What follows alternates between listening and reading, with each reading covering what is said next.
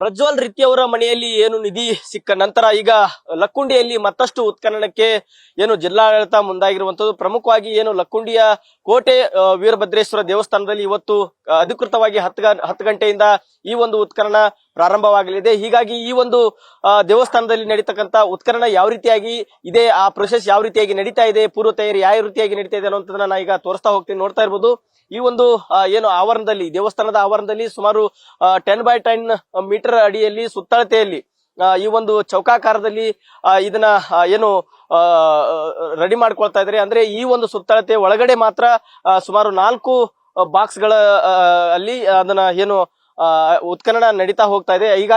ಈಗಾಗಲೇ ನೋಡ್ತಾ ಇರ್ಬೋದು ನೀವು, ಅಧಿಕಾರಿಗಳು ಸಿಬ್ಬಂದಿಗಳು ಈಗಾಗಲೇ ಆ ಒಂದು ಸುತ್ತಳತೆಯನ್ನ ರೆಡಿ ಮಾಡ್ಕೊಳ್ತಾ ಇದ್ದಾರೆ, ಸಿದ್ಧತೆ ಮಾಡ್ಕೊಳ್ತಾ ಇದ್ದಾರೆ. ಜೊತೆಗೆ ಈಗಾಗಲೇ ಒಂದು ಅಗಿಯುವಂತ ಉತ್ಖನನ ಮಾಡ್ತಕ್ಕಂತ ಸಲಕರಣೆಗಳನ್ನು ಕೂಡ ಈಗಾಗಲೇ ಇಲ್ಲಿ ಇಟ್ಟಿರುವಂತದ್ದು. ಅಂದ್ರೆ ಏನು 10 ಗಂಟೆ ಆಗ್ತಾ ಇದ್ದಂಗೆ ಈ ಒಂದು ಉತ್ಖನನಕ್ಕೆ ಚಾಲನೆ ನೀಡೋದಕ್ಕೆ ಇಲ್ಲಿ ಈ ಒಂದು ವಸ್ತುಗಳಿಗೆ ಪೂಜೆ ಪುನಸ್ಕಾರ ಮಾಡೋದ್ರ ಮೂಲಕ ಉತ್ಖನನ ಆರಂಭವಾಗುತ್ತೆ. ಪ್ರಮುಖವಾಗಿ ಹೇಳ್ಬೇಕಂದ್ರೆ ಈ ಒಂದು ದೇವಸ್ಥಾನದ ಎದುರುಗಡೆ ಇರ್ತಕ್ಕಂಥ ಸಿದ್ದರ ಬಾವಿ ಅಂತಾರೆ ಪುಷ್ಕರಣಿ ಏನಿದೆ, ಈ ಪುಷ್ಕರಣಿಯಿಂದ ನೋಡ್ತಾ ಇರ್ಬೋದು ಎದುರುಗಡೆ ಇರ್ತಕ್ಕಂತ ಒಂದು ದೇವಸ್ಥಾನದ ಏನು ದೇವಸ್ಥಾನ ಇದೆ, ಕೋಟೆ ವೀರಭದ್ರ ದೇವಸ್ಥಾನ, ಆ ಒಂದು ದೇವಸ್ಥಾನಕ್ಕೆ ಏನು ಸಂಪರ್ಕ ಕಲ್ಪಿಸುವಂತ ಒಂದು ರಸ್ತೆ ಇದೆ ಅಂತ ಹೇಳಲಾಗ್ತಾ ಇದೆ. ಸುಮಾರು 6 ರಿಂದ 7 ಅಡಿವರೆಗೂ ಏನು ಆಳದಲ್ಲಿ ಈ ಒಂದು ರಸ್ತೆ ಇದೆ, ಅಂದ್ರೆ ಸಂಪರ್ಕ ಮಾಡುವಂತ ಒಂದು ರಸ್ತೆ ಇದೆ.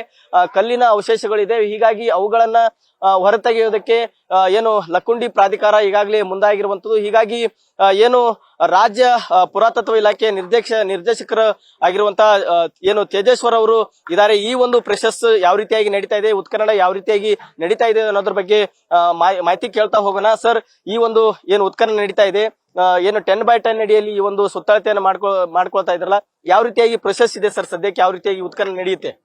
ಸರ್, ಆಕ್ಚುಲಿ ಮೇ 15ರಂದು 2025 ಮೇದಲ್ಲಿ ಇದಕ್ಕೆ ಅನುಮತಿ ಕೇಂದ್ರ ಪುರಾತತ್ವ ಇಲಾಖೆಯಿಂದ ಬಂದಿತ್ತು. ನಂತರ ನಾವು ಮಾನ್ಯ ಮುಖ್ಯಮಂತ್ರಿ ಅವರಿದ್ದ ಜೂನ್ 3ರಂದು ಇದಕ್ಕೆ ಗುದ್ಲಿ ಪೂಜೆ ಮಾಡಿಸಿದ್ವಿ ಉತ್ಖನನ ಮಾಡೋದಕ್ಕೆ. ಇವತ್ತು ನಾವು ಮಾನ್ಯ ಸಚಿವರ ಒಂದು ಆದೇಶದ ಮೇರೆಗೆ ಇಲ್ಲಿ ಉತ್ಖನನ ಕೈಗೊಂಡಿದ್ದೇವೆ. ಉತ್ಖನನ ಅಂದ್ರೆ ಇದು ನಮ್ಗೆ ಸ್ಟೆಪ್ ಫಸ್ಟ್ ನಾವು ಇದನ್ನ ಟ್ರೆಂಚ್ ಹಾಕೊಂತೀವಿ ಸರ್. ಟ್ರೆಂಚ್ ಹಾಕೊಂಡ್ಬಿಟ್ಟು ಹಾರಿಜೆಂಟಲ್ ಎಕ್ಸ್ಕವೇಷನ್ ಮಾಡ್ತೀವಿ. ಆಮೇಲೆ ನೀವು ಹೇಳಿದಾಗ ಇಷ್ಟು ಇದೆಲ್ಲ ಬರೋದಿಲ್ಲ ಸರ್. ನಾವು ನ್ಯಾಚುರಲ್ ಸಾಯಿಲ್ ಸಿಗೋ ತನಕ ಏನಿದೆ ಅಲ್ಲಿವರೆಗೂ ನಾವು ಸ್ಟೆಪ್ ಬೈ ಸ್ಟೆಪ್ ಉತ್ಖನನ ಮಾಡ್ತಾ ಹೋಗ್ತೀವಿ ಸರ್. ಇವತ್ತು ಎಷ್ಟು ಆಳವರೆಗೂ ನೀವು ಉತ್ಖನನ ಮಾಡಬಹುದು ಸರ್? ನಾವು ಆಳ ಅಂತ ಹೇಳಕ್ಕಾಗಲ್ಲ ಸರ್. ಎಕ್ಸ್ಕವೇಷನ್ ಇಲ್ಲಿ ಇರ್ತಕ್ಕಂಥ ಭೂಮಿ ಮತ್ತೆ ಸಿಗ್ತಕ್ಕಂಥ ಪ್ರಾಚ್ಯಾವಶೇಷಗಳ ಆಧಾರದ ಮೇಲೆ ನಾವು ಎಕ್ಸ್ಕವೇಷನ್ ಮಾಡ್ತದ್ದು. ಇಲ್ಲಿ ಅಡಿ ಇಂಚು ಈ ಲೆಕ್ಕ ಬರಲ್ಲ ಸರ್. ನಾವು ವರ್ಕ್ ಮಾಡ್ತಾ ಏನು ದಿನಕ್ಕೆ ದಿನ ಯಾವ ರೀತಿ ಇಲ್ಲಿ ಪ್ರಾಚ್ಯಾವಶೇಷ ಆಗಿರ್ಬೋದು, ನೆಲ ಆಗಿರ್ಬೋದು, ಅದರ ಆಧಾರದ ಮೇಲೆ ನಾವು ಉತ್ಖನನ ಮಾಡ್ತೀವಿ ಸರ್. ಈಗ ಏನೆಲ್ಲ ಸಿಗ್ಬಹುದು ಸರ್, ಏನೆಲ್ಲ ಇದೆ ಅನ್ನುವಂತ ನಿಮಗೆ ಮಾಹಿತಿ ಇರುವಂತದ್ದು ಇಲ್ಲಿ? ಸರ್, ಏನೆಲ್ಲ ಅನ್ನೋದಕ್ಕಿಂತ ಮೊದಲನೇ ನಮ್ಗೆ ಏನಾದ್ರು ಇಲ್ಲಿ ಟೆಂಪಲ್ಸ್ ಸ್ಟ್ರಕ್ಚರ್ ಏನಾರ ಸಿಗ್ಬೋದು ಅಂತ ಇದೆ ಸರ್. ಅದ್ ಏನ್ ಸಿಗುತ್ತೋ ಅದ್ರ ಮೇಲೆ ನಮ್ಗೆ ಲಕ್ಕೊಂಡಿದ್ದು ಮುಂದಿನ ಒಂದು ಇತಿಹಾಸ ಲಭ್ಯವಾಗುತ್ತೆ ಸರ್. ಅಂದ್ರೆ ಏನು ಪ್ರಜ್ವಲ್ ರಿತ್ತಿ ಅವ್ರ ಮನೆಯಲ್ಲಿ ನಿಧಿ ಪತ್ತೆ ಆಯ್ತು, ಅದಾದ ನಂತರ ಈ ಒಂದು ಉತ್ಖನನ ಬಹಳಷ್ಟು ಮಹತ್ವ ಪಡೆದುಕೊಂಡಿರುವಂತದ್ದು. ಜೊತೆಗೆ ಈ ಒಂದು ಏನು ದೇವಸ್ಥಾನದ ಉತ್ಖನನ ನಡೀತಾ ಇದೆ, ಇದರಿಂದ ಸುಮಾರು 200 ಮೀಟರ್ ದೂರದ ಅಡಿಯೊಳಗ ಪ್ರಜ್ವಲ್ ರಿತ್ತಿ ಅವರ ಮನೆ ಇರುವಂತದ್ದು. ಅಂದ್ರೆ ಈ ರೀತಿಯಾಗಿ ಏನಾದ್ರು ನಿಧಿ ಪತ್ತೆ ಆಗೋದಾಗಿರ್ಬೋದು, ಅಥವಾ ಈ ತರದ ಏನೋ ಚಿನ್ನಾಭರಣ, ಈ ಪ್ರಾಚೀನ ಕಾಲಕ್ಕೆ ಸಂಬಂಧಪಟ್ಟಂತ ಅವಶೇಷಗಳು ಏನಾದ್ರು ಲಭ್ಯವಾಗುವಂತ ಮುನ್ಸೂಚನೆ ಇರ್ಬೋದಾ ಅಂತ? ಸರ್, ನಿಧಿ ಪತ್ತೆ ಈ ತರದಕ್ಕೆಲ್ಲ ನಾವು ಎಕ್ಸ್ಕವೇಷನ್ ಮಾಡ್ತಿಲ್ಲ. ರಿತ್ತಿ ಅವ್ರ ಮನೆ ಎಲ್ಲಿ ದೊರೆಯೋದಕ್ಕಿಂತ ಮೊದಲೇ ಆಲ್ರೆಡಿ ನಾವು ಎಕ್ಸ್ಕವೇಷನ್ ಮಾಡೋದಕ್ಕೆ ಪ್ರಪೋಸಲ್ ಮಾಡಿದ್ವಿ, ಹೇಳಿದ್ವಲ್ಲ ಸರ್. ಮೇ 15ಕ್ಕೆ ನಮ್ಗೆ ಅನುಮತಿ ಬಂದಿತ್ತು. ಹಾಗಾಗಿ ನಾವು ಮಾಮೂಲು ಏನು ಪ್ರತಿ ವರ್ಷ ಉತ್ಖನನ ಏನ್ ಮಾಡ್ತೀವಿ ಎಲ್ಲಾ ಕಡೆ ರಾಜ್ಯದಂತ, ಅದೇ ರೀತಿ ಇಲ್ಲೂ ಸಹ ಎಕ್ಸ್ಕವೇಷನ್ ಮಾಡಿದ್ವಿ. ನಿಧಿ ಪತ್ತೆ ಆದ ನಂತರ ಇಲ್ಲಿ ಇನ್ನು ಎಕ್ಸ್ಕವೇಷನ್ ನಮ್ದು ಆರಂಭ ಆಗ್ತಿದೆಯಲ್ಲ, ಒಂದ್ ಸ್ವಲ್ಪ ಕುತೂಹಲ ಜಾಸ್ತಿ ಇದೆ ಸರ್. ನಮ್ಗೆ ಏನಂದ್ರೆ ಒಟ್ಟು ಲಕ್ಕುಂಡಿದ ಇತಿಹಾಸ, ಹೊಸ ಇತಿಹಾಸ ತೆರವುಗೊಳ್ಳಬಹುದು ಅಂತ ಇದೆ ಸರ್ ನಮ್ಮಲ್ಲಿ. ಸರ್, ಇದು ಸ್ಟಾರ್ಟಿಂಗ್ ಮಾಡ್ತಾ ಇದೀವಿ. ಇಲ್ಲಿ ಏನು ನಮ್ಗೆ ಪ್ರಾಚ್ಯಾವಶೇಷ ದೊರೆಯಿತು ಅದ್ರ ಮೇಲೆ ನಾವು ಕೇಂದ್ರ ಪುರಾತತ್ವ ಇಲಾಖೆ ಅನುಮತಿ ಪಡೆದು ಎಕ್ಸ್ಟೆಂಡ್ ಮಾಡ್ತಾ ಹೋಗ್ತೀವಿ ಸರ್. ಇದಿಷ್ಟು ಏನು ರಾಜ್ಯ ಪುರಾತತ್ವ ಇಲಾಖೆಯ ಅಧಿಕಾರಿಯಾಗಿರುತ್ತ ತೇಜೇಶ್ವರ್ ಅವರ ಮಾತು. ಏನು ಸರ್ಕಾರ ಈಗಾಗಲೇ ಏನು ಆದೇಶ ಮಾಡಿದೆ, ಮುನ್ಸೂಚನೆ ಕೊಟ್ಟಿದೆ, ಆ ನಿಟ್ಟಿನೊಳಗ ಇವತ್ತು ಉತ್ಖನನ ನಡೀತಾ ಇದೆ. ಅಂದ್ರೆ ದೇವಸ್ಥಾನಕ್ಕೆ ಸಂಬಂಧಪಟ್ಟಂತ ಅವಶೇಷಗಳೇನಾದ್ರೂ ಸಿಗ್ಬೋದು ಅನ್ನುವಂತ ಅಭಿಪ್ರಾಯವನ್ನ ವ್ಯಕ್ತಪಡಿಸ್ತಾ ಇದ್ದಾರೆ. Suresh Kadlimatti, news first, Gadag.